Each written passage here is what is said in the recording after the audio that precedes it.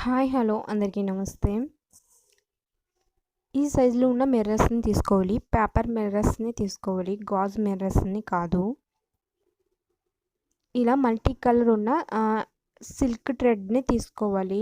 Multi colour అయితే అన్ని బ్లౌజెస్కి design చేసుకోవచ్చు.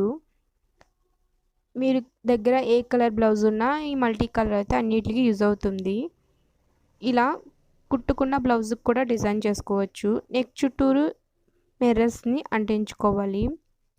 స్టిచ్ చేయని బ్లౌజ్కి కూడా నెక్ షేప్ డ్రా చేసుకుని ఈ విధంగా మిర్రర్స్ని నెక్ షేప్లో అంటించుకోవాలి. ఇలా హ్యాండ్స్ కూడా అంటించుకోవాలి సేమ్ ఇలాగే.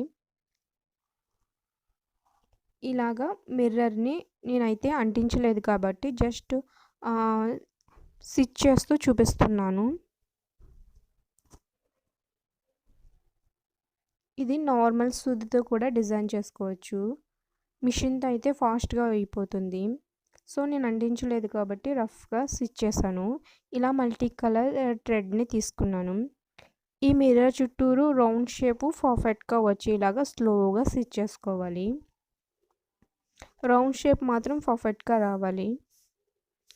నేను స్టిచ్ చేస్తున్నట్టు సేమ్ ఈ విధంగా రౌండ్ చుట్టూరు ఈ మల్టీ కలర్ థ్రెడ్ సిల్క్ని స్టిచ్ చేసుకోవాలి.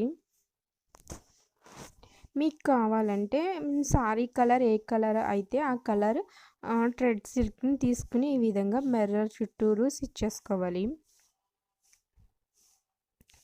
ఈ ఈసులు కట్ చేసుకోండి, లేదా ఒక అగరత్తుతో ఆ ఈసుల్ని లైట్గా టచ్ చేయండి, అవి ఊడిపోకుండా ఉంటాయి.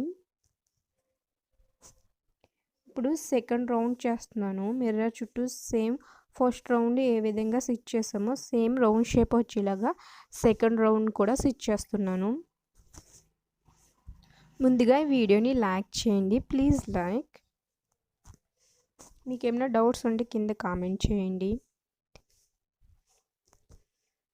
ఇలాగా కుట్టిన బ్లౌజ్కి కుట్టని బ్లౌజ్కి కూడా సింపుల్గా డిజైన్ చేసుకోవచ్చు. నేనైతే మల్టీ కలర్ చూడండి మొత్తం డిజైన్ చేసిన తర్వాత మిర్రర్ చుట్టూరు ఏ విధంగా చాలా లుక్గా నీట్గా ఉంది. ఈ విధంగా హ్యాంగింగ్స్ని కూడా డిజైన్ చేసుకోవచ్చు. ఈ విధంగా నెక్ చుట్టూరు చాలా సింపుల్గా డిజైన్ చేసుకోవచ్చు. సారీ కలర్ అయితే సారీ కలర్ కూడా లుక్గా ఉంటుంది. మల్టీ కలర్ థ్రెడ్ అయితే అన్ని బ్లౌజెస్కి యూజ్ అవుతుంది. ఈ వీడియో కనుక మీకు నచ్చితే లైక్ చేయండి అండ్ సబ్స్క్రైబ్ చేయండి. Thank you for watching.